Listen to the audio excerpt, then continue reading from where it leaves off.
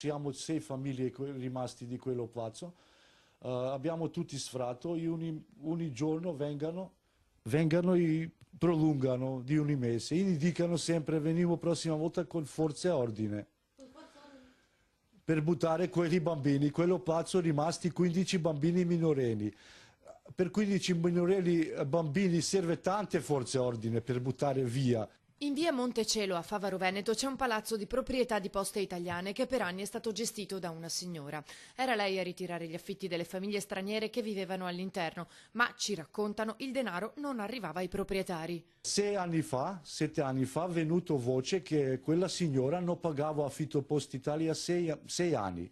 Ed è risultato che i residenti non pagavano l'affitto, risultando morosi. Sistematicamente arrivano sfratti che vengono prorogati, ma la situazione sta degenerando. In uno di questi appartamenti, dove vivono marito, moglie e bimba di 6 anni, è stato sfrattato l'uomo e per questo chiusa col lucchetto una stanza. Mi chiuso una camera, sono stato sfrattato, ma rimasto qua con famiglia.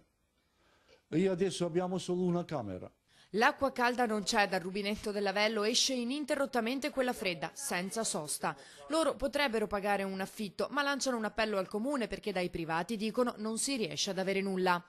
Posso pagare affitto, ma l'importante è che non si trovi affitto. È difficile trovare perché adesso agenzie non danno affitto per stranieri. È difficile trovare. Cerchiamo, non solo io, tutti 6 famiglie cerchiamo, anni affitto cerchiamo, non si può trovare. 7 anni fa ha fatto richiesta di comune, per casa di comune, andato di comune, mi ha detto di comune che per affitto non se ne parla di comune perché non c'è voti abbastanza, questa zona c'è sicuro una 20-30 affitti voti.